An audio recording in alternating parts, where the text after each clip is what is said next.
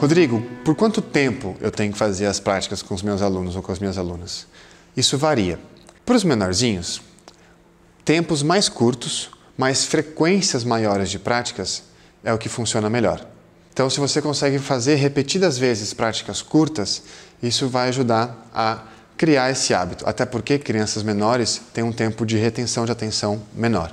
E conforme elas forem ficando mais velhas, você pode explorar uma prática um pouco mais longa e aprofundar na exploração.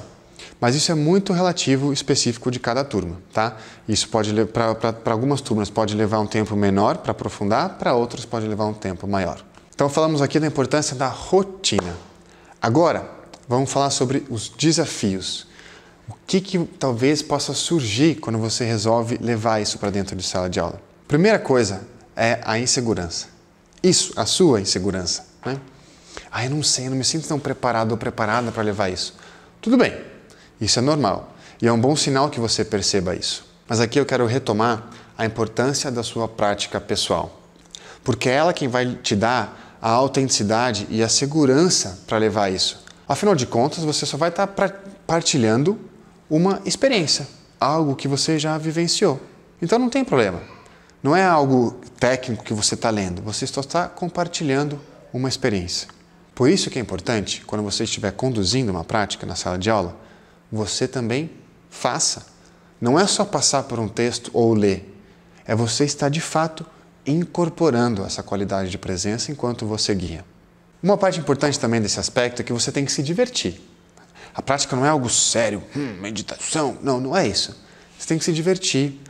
Lembra daquela qualidade de presença aberta e amorosa? Abra para o que estiver acontecendo, tá? Dê risada, traga um sorriso, é leveza, é muito importante trazer essa leveza para a prática. Um outro aspecto importante, um outro desafio, é a sua expectativa de resultado.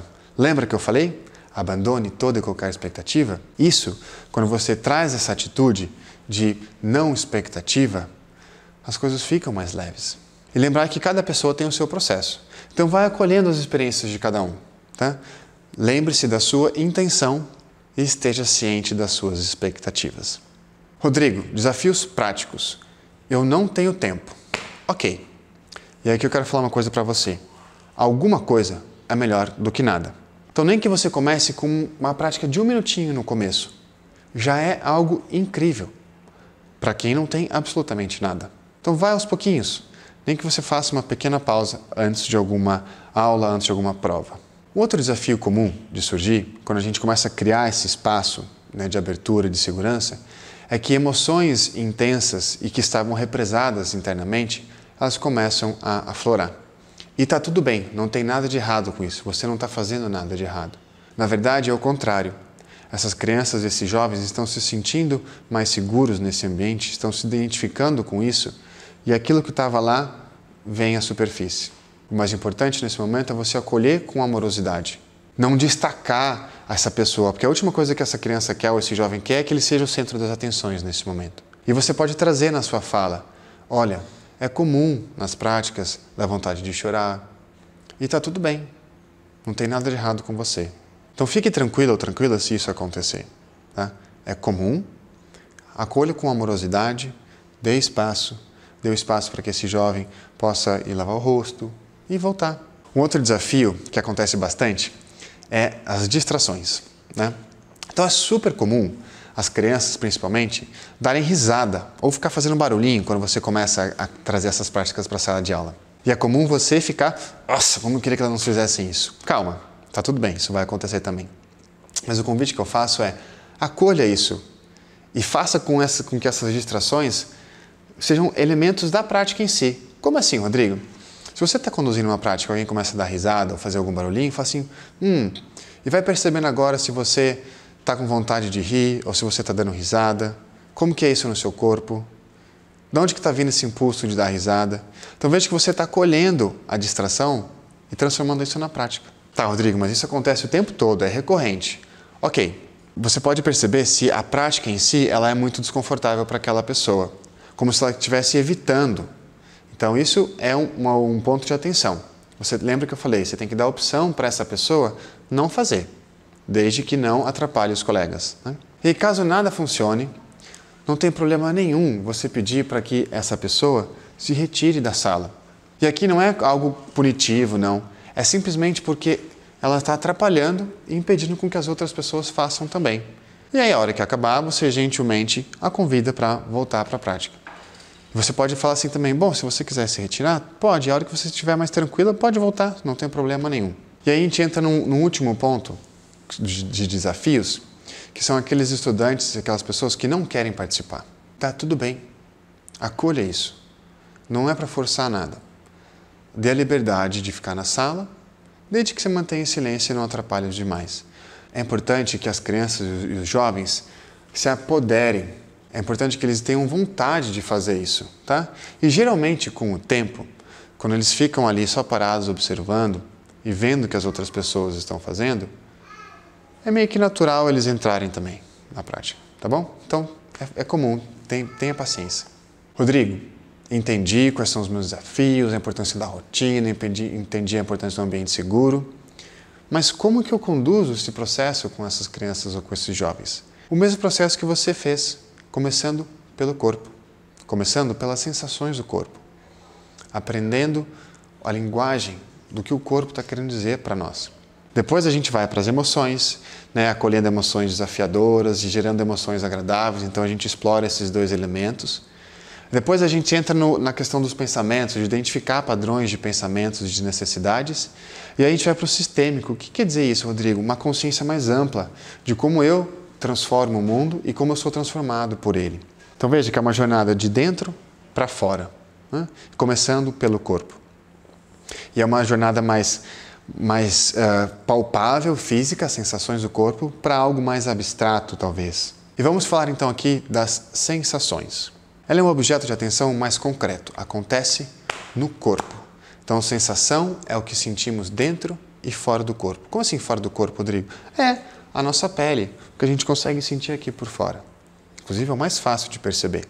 E por que as sensações elas são tão importantes? Porque as sensações, elas falam a língua do sistema nervoso. Hã? Como assim, Rodrigo? O sistema nervoso ele é muito importante no processo de autorregulação em situações desafiadoras. Por quê? Porque ele regula vários processos internos aqui. Ele regula a nossa respiração, o processo de digestão, ele regula também a liberação de químicos no nosso corpo que fazem com que a gente responda de certa maneira. Então, o sistema nervoso equilibrado é algo saudável para nós. Também ele regula a maneira como a gente pensa nas coisas. Então, o sistema nervoso equilibrado ajuda a gente a pensar melhor, tomar boas decisões. Quando a gente, então, descobre as sensações do nosso corpo, quando a gente cria um repertório de sensações, a gente chama que a gente está desenvolvendo nosso letramento corporal. E a maneira mais fácil de fazer isso é explorando os 5 sentidos. E eu quero que te dê um exemplo de atividades que você pode fazer para começar esse processo de letramento corporal, para desenvolver esse repertório de sensações. Você pode criar uma lista de músicas, preferencialmente sem letras, tá?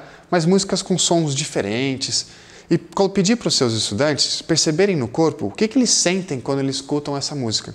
Que sensação que dá? Nossa, Rodrigo, eu senti medo. Onde no corpo você sentiu medo? Você consegue dizer para mim? Que sensação que é essa? Ah, é como se meu corpo ficasse fechado. Opa, isso é uma sensação corporal, físico. Uma outra maneira que você pode desenvolver é brincar com o toque em superfícies. Então você pode pedir para eles explorarem diferentes superfícies na sala de aula. Você pode pedir que eles explorem elementos da natureza e tragam diferentes coisas com diferentes texturas e explorar, pedir para que eles digam qual é essa textura.